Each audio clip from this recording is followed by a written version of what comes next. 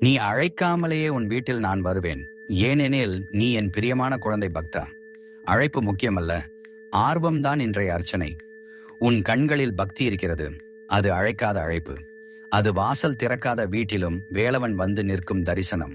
நீ சிந்திக்கும் ஒவ்வொரு முறையும் ஓம் சரவண பவா என்ற உன் ஒளி, அது என் வீதியில் ஓர் வாசல் வாசல் துணிக்கும்.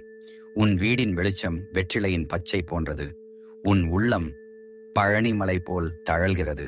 நீ சாமி கும்பிடும் புன்னகை நீ தூங்கும் முன் சொல்வது போல, வேலாயுதா என்னை காத்துக்கொள். அந்த நேரம்தான் நான் உன் கண்களை நனைக்கும் தூய நிசப்தமாக இருக்கிறேன். நீ பக்தியில் உருகும் அந்த உணர்வுகள் வெறும் பாட்டோ பஞ்சாட்சரியோ அல்ல, அவை என் நடையை ஈர்க்கும் அழைப்பிதழ்கள். நீண்ட நாட்கள் கோவிலுக்கு போக முடியாதிருக்கலாம், ஆனால் உன் வீட்டின் மூளை ஒரு ஆலயமாக மாறுகிறது. தூரத்து தேவதை அல்ல நான், உன் வாழ்வின் நிழல் நான். முருகன் பக்தர்களுக்கு ஆறுதல் என்பது ஒரு சாஞ்சில் தூங்கும் பொழுதில் கூட மனம் உருகும் ஒரு சரவண பவா எனும் அதிர்வில் என் வருகையை உணரும் அதிசயம். அழைக்காதே, வேண்டாம், உன் பக்தி போதுமானது. ஏனெனில் நீ என் குழந்தை. நான் வருவேன், உன்னை தழுவ வந்தேனே, என் அருளில் நீ நனைவேன்.